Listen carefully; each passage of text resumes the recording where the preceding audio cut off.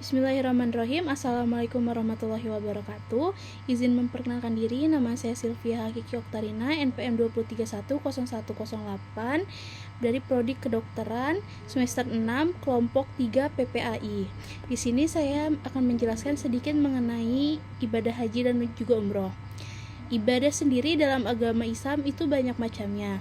Haji dan umroh adalah salah satunya. Haji merupakan rukun iman yang kelima setelah syahadat, salat, zakat, dan juga puasa. Ibadah haji adalah ibadah yang baik karena tidak hanya menawan hawa nafsu dan menggunakan tenaga dalam mengerjakannya, namun juga semangat dan harta. Dalam mengerjakan haji diperlukan penempuhan jarak yang demikian jauh untuk mencapai Baitullah. Dengan segala kesukaran dan kesulitan dalam perjalanan, berpisah dengan sanak keluarga hanya dengan satu tujuan untuk mencapai kepuasan batin dan kenikmatan rohani. Untuk memperdalam pengetahuan, saya akan mencoba memberikan penjelasan secara singkat mengenai pengertian haji dan umroh, dasar hukum perintah haji dan umroh, syarat, rukun, dan wajib haji dan umroh, serta hal-hal yang dapat membatalkan haji dan umroh. Untuk tujuan haji dan umroh sendiri, salah satunya terdapat di dalam surah Al-Baqarah ayat 189 yang artinya, mereka bertanya kepadamu tentang bulan sabit.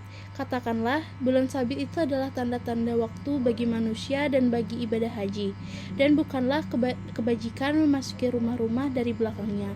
Akan tetapi kebajikan itu ialah kebajikan orang yang bertakwa, dan masuklah ke rumah-rumah itu dari pintu-pintunya, dan bertakwalah kepada Allah agar kamu beruntung. Selanjutnya ada dasar hukum perintah haji dan umroh. Dalam ibadah haji, fardu adalah sesuatu yang apabila tidak dikerjakan sesuai ketentuannya, maka ibadah haji tidak sah, seperti tidak melakukan wukuf di Arafah. Wajib dalam ibadah haji atau umroh adalah sesuatu yang jika diabaikan secara keseluruhan atau tidak memenuhi syaratnya, maka haji atau umroh tetap sah, tetapi orang yang bersangkutan harus melaksanakan sanksi yang telah ditetapkan.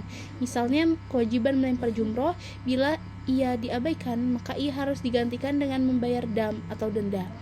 Sesuatu yang sunnah bila dilakukan atas sesuatu yang makruh jika ditinggalkan dapat mendukung kesempurnaan ibadah haji dan umroh. Sedangkan sesuatu yang mubah tidak berdampak apapun terhadap ibadah. Setelah ini ada pembahasan umroh. Yang pertama mengenai pengertian umroh. Umroh secara bahasa berasal dari bahasa Arab yaitu itima yang bermakna berpergian. Sedangkan pengertian umroh dalam terminologi ilmu fikih adalah berpergian menuju ke Baitullah untuk melaksanakan serangkaian ibadah umroh, yakni tawaf dan sa'i. Atau dengan kata lain, datang ke Baitullah untuk melaksanakan umroh dengan syarat-syarat yang telah ditentukan. Dengan demikian, dalam definisi ibadah umroh ada 4 unsur penting, yaitu berpergian Baitullah, rukun umroh atau serangkaian ibadah umroh, dan syarat umroh. Yang selanjutnya adalah dalil diisyaratkan umroh. Dalam Quran Surah Al-Baqarah ayat 196, Allah telah memerintahkan kepada hambanya untuk menyempurnakan ibadah haji dan umroh karenanya. Bismillahirrahmanirrahim. Wa atimul hajj wa umrotal illah, yang artinya dan sempurnakanlah ibadah haji dan umroh karena Allah. Yang selanjutnya ada hukum umroh. Pertama, sunnah muakkad. Ini adalah pendapat Ibnu Mas'ud, Imam Abu Hanifah, Imam Malik, Imam Asy-Syafi'i, Imam Ahmad. Menurut salah satu versi pendapat juga Abu Saur dan kalangan mazhab Zaidiyah. Pendapat mereka didasarkan atas sabda Nabi SAW tatkala ditanya tentang umroh, apakah ia wajib atau tidak. Beliau menjawab, tidak, namun jika kalian umroh, maka itu lebih baik. Alasan lain, umroh adalah nas atau ibadah yang pelaksanaannya tidak ditentukan waktu, maka ia pun tidak wajib sebagaimana halnya tawaf mujarad. Yang kedua adalah wajib, terutama bagi orang-orang yang diwajibkan haji. Pendapat ini dianut oleh Imam Asy-Syafi'i menurut versi yang paling sahih di antara kedua pendapatnya. Imam Ahmad menurut versi lain, Ibnu Hazm dan ulama mazhab Maliki, kalangan mazhab Imamiyah, Asy-Sya'bi dan Asy-Sauri. Pendapat lain juga merupakan pendapat mayoritas ulama dari kalangan sahabat dan lainnya, dan mereka bersepakat bahwa pelaksanaannya hanya sekali seumur hidup sebagaimana halnya haji. Yang selanjutnya ada syarat umroh. Secara umum, syarat-syarat haji dan umroh adalah sama, yaitu yang pertama Islam. Orang non-muslim tidak sah dalam melaksanakan haji atau umroh. Yang kedua adalah baligh. Anak kecil tidak diwajibkan berhaji ataupun umroh, baik yang sudah mumayyiz ataupun yang belum. Yang ketiga, berakal sehat. Orang gila sebenarnya tidak mempunyai beban atau bukan seorang mukallaf. Yang keempat, merdeka. Maksud dari merdeka ini adalah tidak berstatus sebagai budak atau hamba sahaya di masa Rasulullah SAW yang di masa modern ini hampir tidak ditemukan di dunia. Istilah merdeka juga bisa diartikan bebas dari tanggungan hutang dan tanggungan nafkah keluarga yang ditinggalkan. Yang kelima, mampu. Secara sepakat, para ulama mazhab menetapkan bisa atau mampu itu merupakan syarat kewajiban haji ataupun umroh. Berdasarkan firman Allah SAW, firman Allah Subhanahu wa taala dari surat Ali Imran ayat 97 yang berbunyi, yang artinya padanya terdapat tanda-tanda yang nyata, di antaranya makam Ibrahim. Barang siapa memasukinya, Baitullah itu menjadi amanlah dia.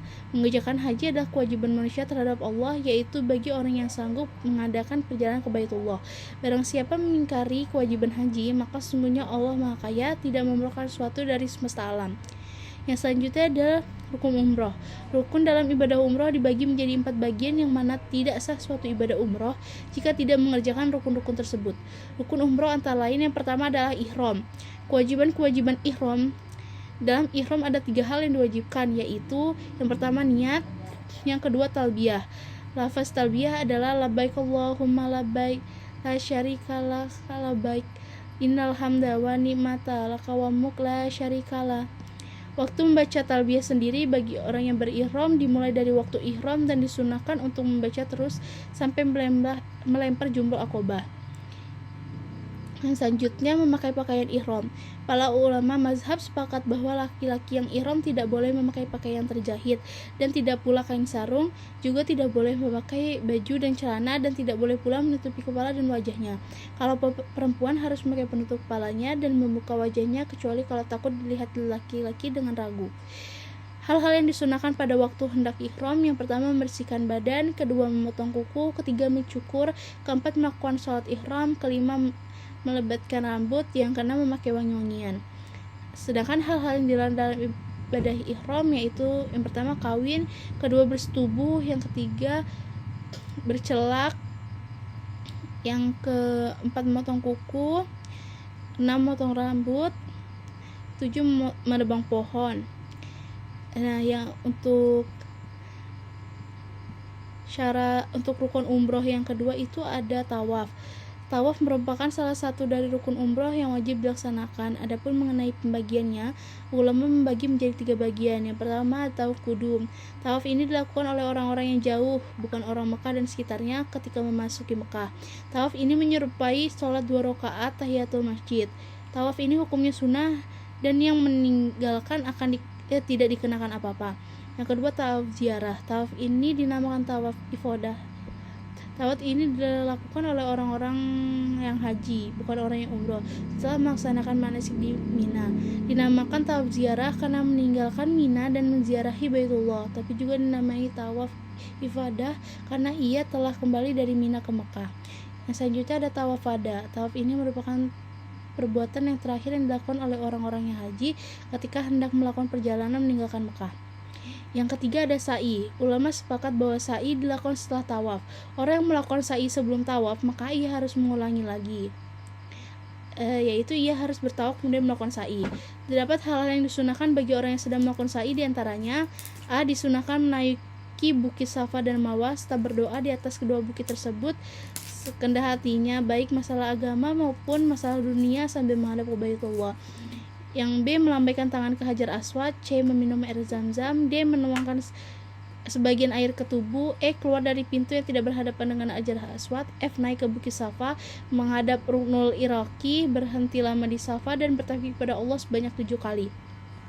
Barang siapa yang tidak mampu melakukan sa'i walau dengan mengendarai kendaraan, maka hendaklah meminta orang untuk mewakilinya, dan hajinya tetap sah. Boleh menoleh ke kanan, ke kiri, ke belakang ketika pergi dan pulang. Orang yang menambah lebih 7 kali dengan sengaja, maka sa'i dianggap batal, tetapi tidak batal kalau lupa. Apabila ragu-ragu dalam jumlah sa'inya, maka tetap dianggap sah dan tidak diwajibkan suatu apa-apa baginya. Kalau ia ragu apakah ia mulai dari Safa yang berarti sa'inya sah atau mulai dari yang lain yang menjadikan sa'inya batal, maka hal ini perlu diperhatikan. Kalau orang yang ragu tersebut dalam hal jumlah dan bilangan, tidak mengetahui berapa kali ia melakukannya, maka sa'inya batal.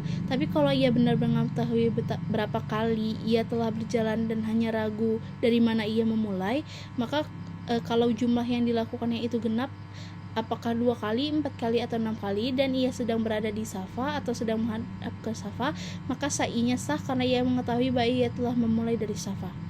Yang keempat, tahalul.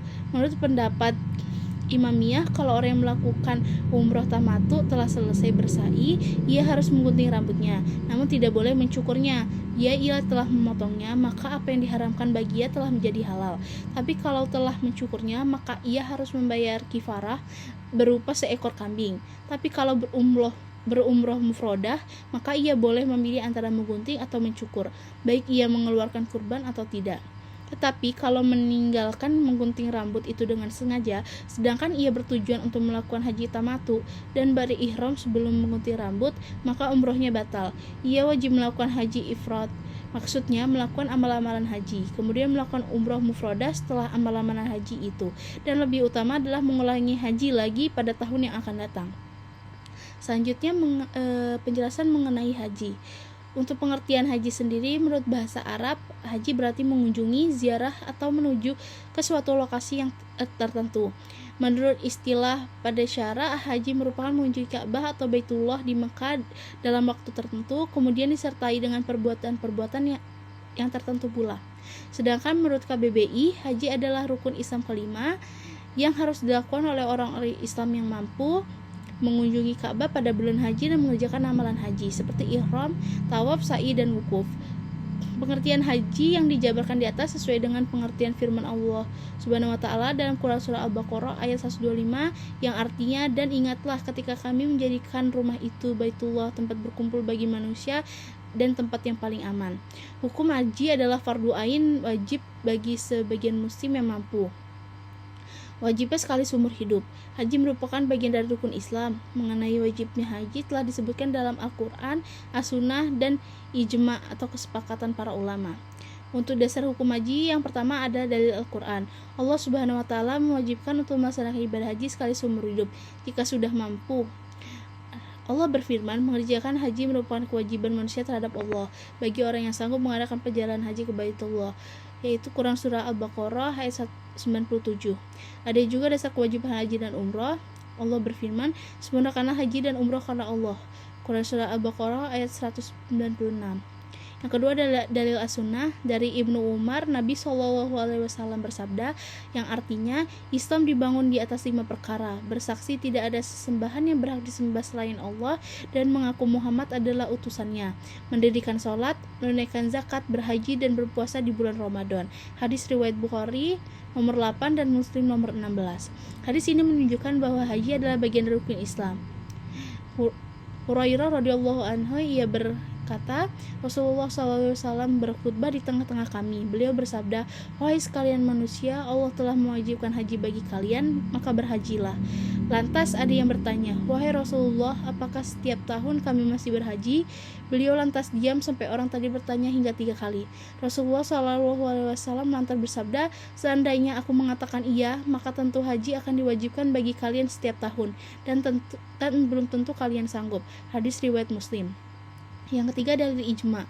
Para ulama pun sepakat bahwa hukum haji itu wajib sekali seumur hidup bagi yang mampu.